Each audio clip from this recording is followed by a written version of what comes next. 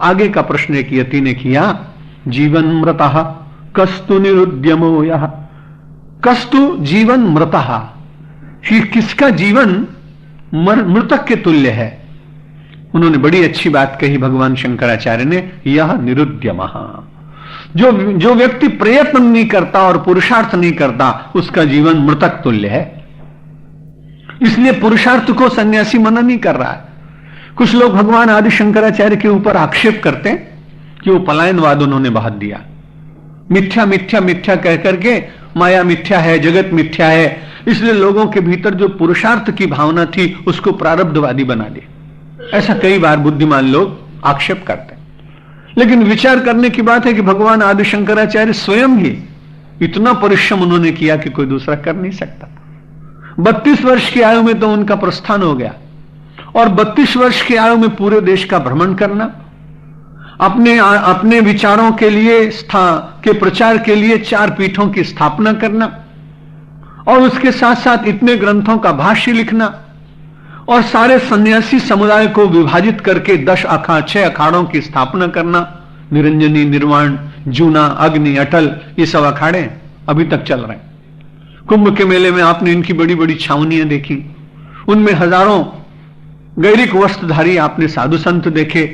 अब उनमें कितने प्रामाणिक और कितने अप्रामाणिक है तो सब अलग बात, लेकिन यदि आप कुंभ में देखने जाएं तो वो परंपरा को जीवित रखने का कार्य किस महापुरुष ने किया? भगवान आदि शंकराचार्य। इसलिए कहीं निरुद्यमी जीवन नहीं। जो लोग कहते हैं कि वेदांती व्यक्ति हो जाने के बाद वह समाज के कार्य के लायक नहीं रह जाएगा, यह आक्षेप मिथ्या है। बल्कि ऐसा व्यक्ति जो उद्यम करेगा वो अपने लिए कम और समष्टि के लिए अधिक करेगा, इतना ही होगा। उसके उद्यम में कहीं कमी नहीं होगी। इसलिए भगवान आदि शंकराचार्य ने कहा उसका जीवन तो मृतक तुल्य है, निरुद्यमो यह, जो उद्यम विहीन है, जो परिश्रम नहीं करता, जो पुरुषार्थ नहीं करता है। इसलिए सब लोगों को कहा कि व्यक्ति को पुरुषार्थ करना चाहिए। और आपने देखा तपस्वी का पुरुषार्थ कम नहीं।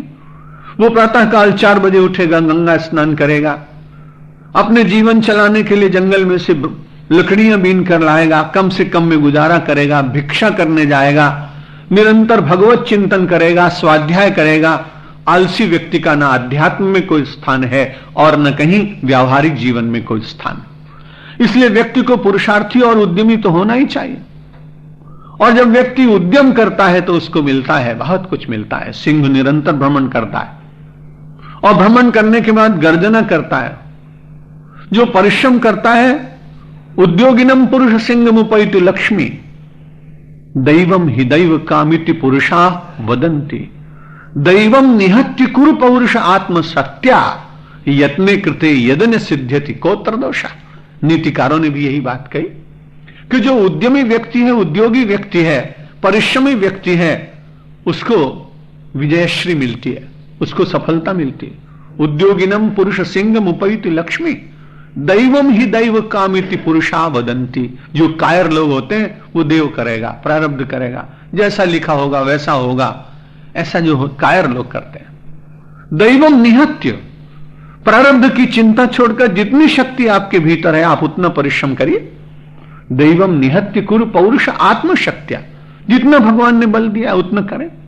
सौराष्ट्र में एक बार मैं प्रवचन करने के लिए गया, मैंने देखा बहुत दूर से माताएं पानी लाती बेचारी, उनके सर के ऊपर घड़े रखे होते हैं, एक बगल में घड़ा होता है और एक बच्चा उसका रोने लगा।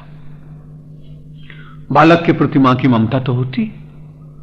मां ने कहा देख मेरे सर के ऊपर घड़े हैं और मेरे बगल में एक खब्बे में एक घड़ा है, मैं तू थोड़ा सा ऊपर उठ तो मैं थोड़ा सा झुकूं। और उस बालक ने ऐसा ही किया कि थोड़ा सा उठने की चेष्टा की, मां थोड़ी झुकी, उसने बालक को अपने बलवान शरीर से उठाया और अपनी कोख में दूसरी तरफ रख लिया।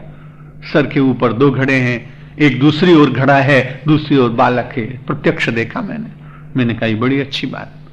हम सब लोग भी कई बार ऐसा ही करते हैं कि भगवान करेगा सो करें, भगवान करे हमारे लिए, भगवान तो करेगा।